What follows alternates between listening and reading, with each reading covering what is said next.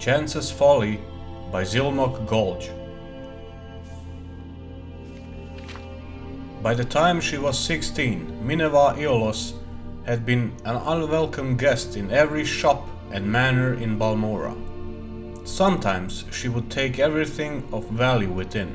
Other times, it was enough to experience the pure pleasure of finding a way past the locks and traps. In either situation, she would leave a pair of dice in her prominent location as her calling card to let the owners know who had burgled them.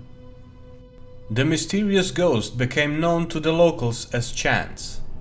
A typical conversation in Balmora at this time. "My dear, whatever happened to that marvelous necklace of yours?" "My dear, it was taken by chance." The only time when Chance disliked her hobby was when she miscalculated and she came upon an owner or a guard. So far she had never been caught, or even seen, but dozens of times she had uncomfortably close encounters. There came a day when she felt it was time to expand her reach. She considered going to Vivek or Gnissis, but one night at the Eight Plates she heard a tale of the Heron ancestral tomb, an ancient tomb filled with traps and possessing hundreds of years of the Heron family treasures. The idea of breaking the spell of the Heron tomb and gaining the fortune within appealed to Chance, but facing the guardians was outside of her experience. While she was considering her options, she saw Ulster Moresby sitting at a table nearby, by himself as usual. He was a huge brute of a Breton, who had a reputation as a gentle eccentric, a great warrior who had gone mad and paid more attention to the voices in his head than to the world around him. If she must have a partner in this enterprise, Chance decided this man would be perfect. He would not demand or understand the concept of getting an equal share of the booty. If worse came to worse, he would not be missed if the inhabitants of the Heron tomb were too much for him, or if Chance found his company tiresome and elected to leave him behind. "Ulster, I don't think we have ever met, but my name is Minerva," she said, approaching the table.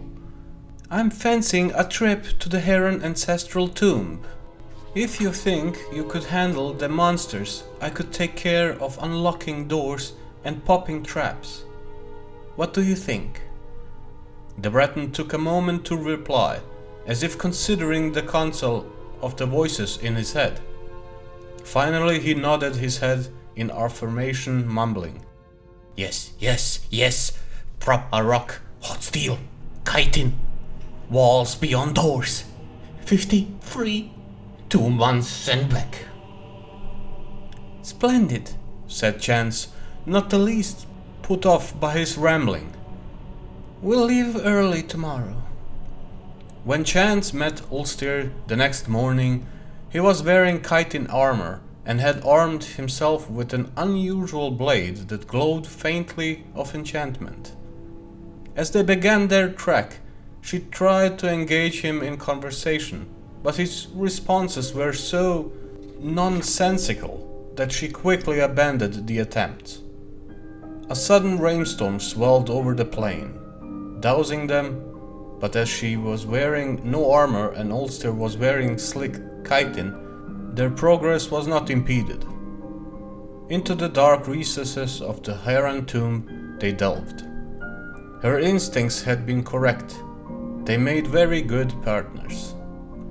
She recognized the ancient snap-wire traps, deadfalls, and brittle backs before they were triggered, and cracked all manners of locks: simple, tumbler, combination, twisted hasp, double catch, varieties from antique with no modern names, rusted heaps that would have been dangerous to open even if one possessed the actual key. Ulster, for his part, slew scores of bizarre fiends, the likes of which Chance, a city girl, had never seen before. His enchanted blade spell of fire was particularly effective against the frost Atronachs.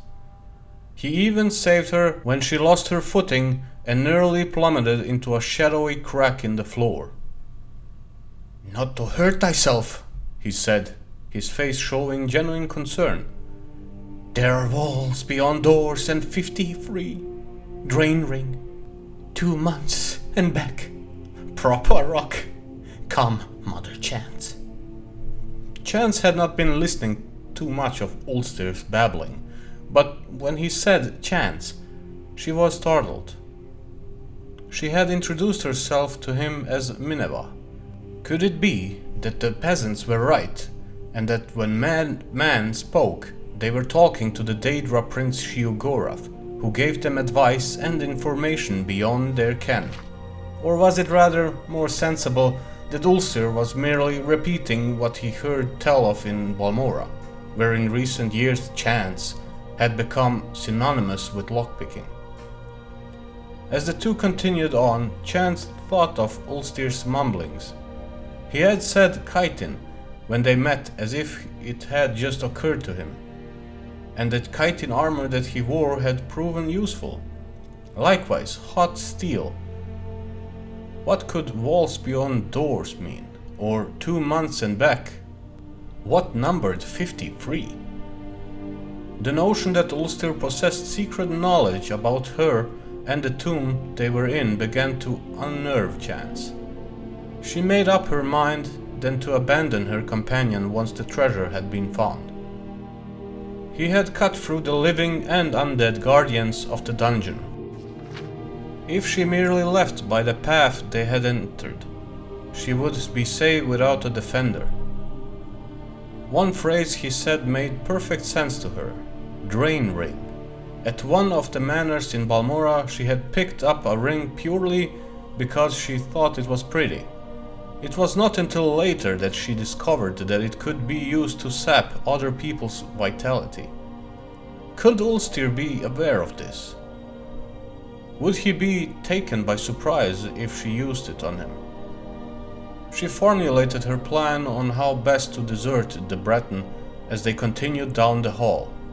Abruptly, the passage ended with a large metal door, secured by a golden lock. Using her pick, Chance snapped away at the 2 tumblers and bolt, and swung the door open.